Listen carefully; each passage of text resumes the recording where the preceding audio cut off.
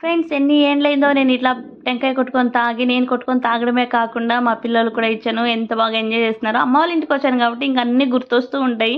ఏమేం పనులు చేశాము, ఏమేం అల్లర్లు చేశాము, ఏం బాధలు పడ్డాము, ఎలా ఉన్నాము అనేసి కదా! ఎంత బాగా ఆడుకున్నామో. బావి దగ్గర ఉండేది కాబట్టి ఇంకా ఫ్రీగా ఉంటది. ప్లేస్ అంతా బాగా ఆడుకుంటున్నారు మా పిల్లోలైతే. నేనైతే మగరాయిలాగా పని చేశానండి. అన్ని పనులు చేశాను. బండ్లో అంటే గాడీలో పాలెత్తుకుపోయాను. నైట్ పగులని లేకుండా తీసుకెళ్ళి పోసేదాన్ని. శనగపార పండ్లు, గడ్డపార పండ్లు, రాళ్ళు మోసాను, గుంతలు తవ్వాను, నీళ్లు కట్టాను, కసువు కోసాను, ఆవులు చూసుకున్నాను, పాలు పిండాను. ఇవన్నీ చేశానని గుర్తొస్తుంటే ఎంత హ్యాపీ అనిపిస్తుందో. అంత కష్టపడ్డానా నేను అనేసి. అప్పుడు అంత కష్టపడ్డాను కాబట్టి ఇప్పుడు హ్యాపీగా ఉండనేమో అనేసి అనిపిస్తుంది నాకు. అమ్మ వాళ్ళ ఇంటికి వచ్చాము చూడండి, అన్ని చెట్లు ఉంటాయి. అన్నీ ఇలా ఎంజాయ్ చేస్తున్నారనమాట. మా చిన్నోళ్ళు మా నాన్నని అమ్మ వాళ్ళని బాగా ఉడకడిస్తూ ఆడుకుంటూ ఉన్నారు. వీళ్ళు ముడదెంబ్రమాకు చూసారనమాట. అంటే ఇది ముట్టిధరముని అంటారు కర్ణాటకలో. తెలుగులో ముడదెంబ్రమాకు అనేసి అంటారు. దాన్ని ముట్టుకుంటే అవి ఎంత బాగా ముడిగిపోతూ ఉన్నాయో కదా!